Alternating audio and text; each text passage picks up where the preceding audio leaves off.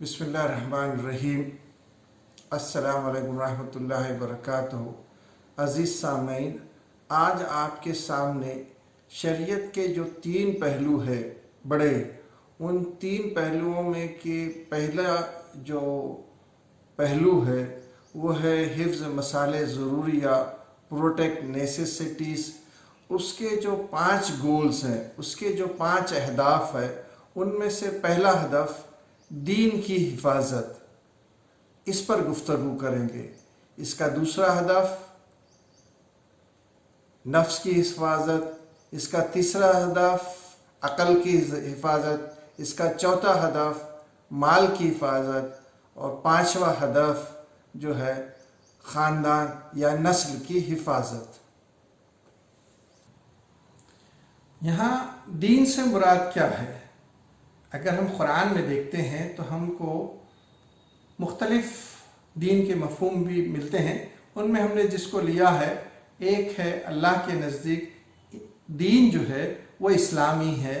इन्नद्दीना इंदल्लाहिल इस्लाम, सूरे आले इमरान आयत नंबर 19।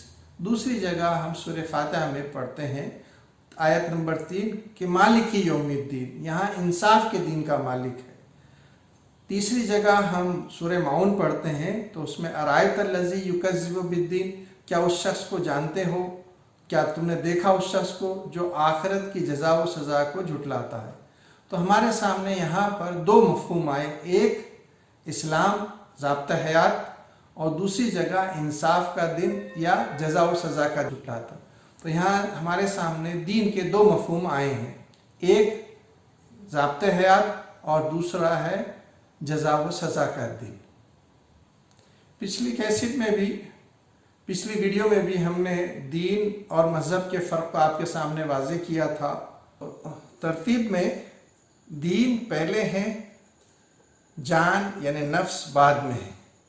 असल में दीन के लिए ही जान को लगाया जाता है, जान बाद में है और दीन पहले है। वरना अगर जान पहले होती तो फिर जिहाद का मकसद ही ख़त्म हो जाता। अपनी जान को अल्लाह के रास्ते में खपाने का, शहादत का मकसद ही ख़त्म हो जाता। इसलिए दीन पहले है और उसके लिए जो जिद्दोजहद की जाती है, उसके लिए जो अपनी जान खपाई जाती है, तो वो शहादत के दर्जे तक पहुँचती है। तो इससे बात आई कि दीन की हिफाजत आला है, अरफा है, और उसके बाद जान की हिफाजत की बात आती है। कहीं पर एक्सेप्शन भी है कि किसी वजह से और मखसूस हालात के अंदर ये कुरान ही में इजाज़त दी गई है कि सूरे नहल आयत नंबर 106 كفر بالله من بعد إيمانه إلا من أكره وقلبه مطمئن بالإيمان ولكن من شرح بالكفر صدرا فعليهم غضب من الله ولهم عذاب عظيم۔ جو شخص ایمان لانے کے بعد خدا کے ساتھ کفر کرے وہ نہیں جو کفر پر زبردستی مجبور کیا جائے اور اس کا دل ایمان کے ساتھ مطمئن ہو، بلکہ وہ جو دل سے اور دل کھول کر کفر کرے تو ایسوں پر اللہ کا غضب ہے اور ان کو بڑا سخت عذاب ہوگا۔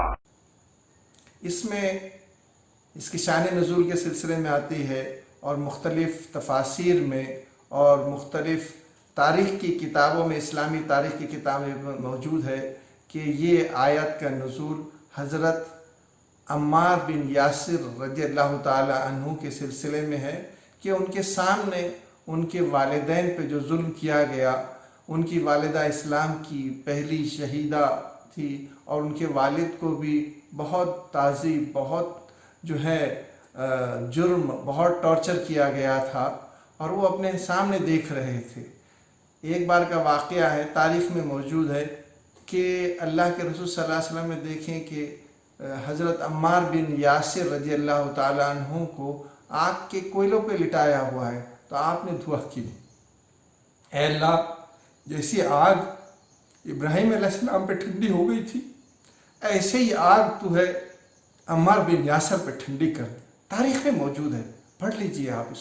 ظالموں نے آپ کو ان کے والدین پہ ظلم کے بعد آپ کو بھی نہیں چھوڑا۔ اتنا ہونے کے باوجود بھی پھر کہنے لگے ظالموں نے، جس میں خاص طور سے ابو جہل کی شرط رکھی، وہ یہ کہ تم اپنے دین سے پھر جاؤ اور تم جو ہے شرکیہ کلمات کہو، اور یہ کہ یہ جو بیٹل ہے، جانور جو غلاظت کھاتا ہے، اپنے جانوروں کی غلاظت کھاتا ہے، چھوٹا سا ایک کیڑا ہے بیٹل جسے کہتے ہیں، عربی میں خنفسا کہتے ہیں، تو وہ کہا اس کو اپنا الہ ہم کہہ دو تب ہم آپ کو چھوڑ دیں گے۔ تو ان حالات میں کہ سامنے والدین کی شہادت کو دیکھا، اپنے آپ پر جو ہے ظلم ہوا اور جو تک تعذیب ان پر کی گئی تھی، جو ٹارچر کیا گیا تھا، وہ سارے حالات میں اپنے آپ نے جو ہے ان کے ظالموں کی بات مانتے ہوئے کچھ کلمات کہہ دیے، وہ تاریخ میں موجود ہے۔ تو یہاں ان کو اجازت دی گئی، لیکن آپ یہ کہنے کے بعد میں سیدھا اللہ کے رسول صلی اللہ علیہ وسلم کی بارگاہ میں حاضر ہوئے، کہنے لگے اے اللہ کے رسول صلی اللہ علیہ وسلم، مجھ سے ان ظالموں نے چھوڑا نہیں، مجھ کو اتنا ستایا، اتنی تعذیب کی، آپ سب جانتے ہیں۔ اور اللہ کے رسول صلی اللہ علیہ وسلم نے بھی جب وہ ظلم دیکھ رہے تھے، آپ نے دیکھا تھا حضرت سمیہ رضی اللہ تعالیٰ عنہ پر اور ان کے والد حضرت یاسر رضی اللہ تعالیٰ عنہ پر، اور اس وقت آپ نے کہی تھی، اللہ کے رسول صلی اللہ علیہ وسلم، تاریخ میں بات موجود ہے، اصبروا یا آل یاسر لکم الجنہ، اے آل یاسر صبر کرو، تمہارے لیے جنت ہے۔ اللہ کے رسول صلی اللہ علیہ وسلم نے ان کے لیے جنت کی بشارت دے دی تھی۔ تو سیرت کے یہ واقعے سے ہمارے سامنے جو بات آتی ہے کہ اللہ نے اجازت بھی دی ہے قرآن میں کہ کچھ حالات کے تحت اگر دل میں اطمینان ہے تو شرکیہ کلمات اپنی جان کو بچانے کے لیے کہے جا سکتے ہیں۔ حضرت عمار بن یاسر رضی اللہ تعالیٰ عنہما نے ایسا کیا تھا، لیکن آپ کو بہت افسوس ہوا تھا، اللہ کے رسول صلی اللہ علیہ وسلم کے پاس میں آئے اور اس چیز کو ظاہر کیا۔ تو اللہ کے رسول صلی اللہ علیہ وسلم نے کیا کہا اے عمار، دل کی کیا کیفیت ہے؟ کہا قلب مطمئنہ، قلبم مطمئنہ، کہ میرا قلب اطمینان سے ہے۔ تو کہا فَإِنْ عَادُوا فَعُودْ، اللہ کے رسول صلی اللہ علیہ وسلم کہ اگر دوبارہ تم کو پکڑیں اور دوبارہ ایسا کہیں تو تم پھر وہی بات کہہ دینا۔ تو یہ اللہ کے رسول صلی اللہ علیہ وسلم نے آپ نے خاص اجازت دی۔ تو سیرت کے اس واقعے سے ہمیں یہ سبق ملتا ہے کہ کبھی حالات آتے ہیں تو فرد کے لیے استثنائی کیفیت میں، عام آدمی کے لیے، ایک عامۃ الناس میں سے کسی کے لیے یہ اجازت ہے کہ وہ دین کو اپنی جان کو بچانے کے لیے یہ کلمات کہہ سکتا ہے، لیکن یہ فرد کے لیے ہے۔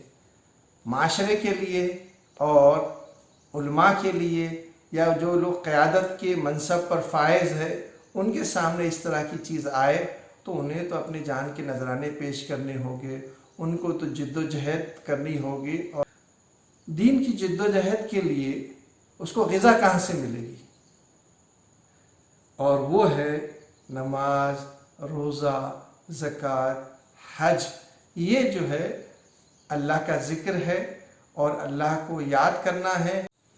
نماز، روزہ، زکوٰۃ، حج احکام جو ہیں یہ شعائر بھی ہیں، یہ سمبولز ہیں اسلام کے، یہ بندگی کی علامات ہے، اور یہ ان کی حفاظت شریعت کے مقاصد میں سے ہیں، اور یہ جو ہے ٹریننگ کورس ہے، اللہ کے دین کی سربلندی کے لیے ٹریننگ کورس ہے۔ جیسا کہ مولانا مودودی رحمۃ اللہ علیہ نے اپنی خطبات کے آخری حصے ہفتوں میں اس کی شروعات میں یہ بات کہی کہ یہ نماز، روزہ، زکوٰۃ، حج جو ہے یہ تربیت کے لیے ہے، اس کو تیار کرتے ہیں۔ کس چیز کے لیے تیار کرتے ہیں؟ اسلام کی جد و جہد کے لیے، یعنی دین کی حفاظت کے لیے، فرد کے لیے بھی اور سوسائٹی کے لیے بھی، معاشرے کے لیے بھی، یہ تیاری کا کورس ہے۔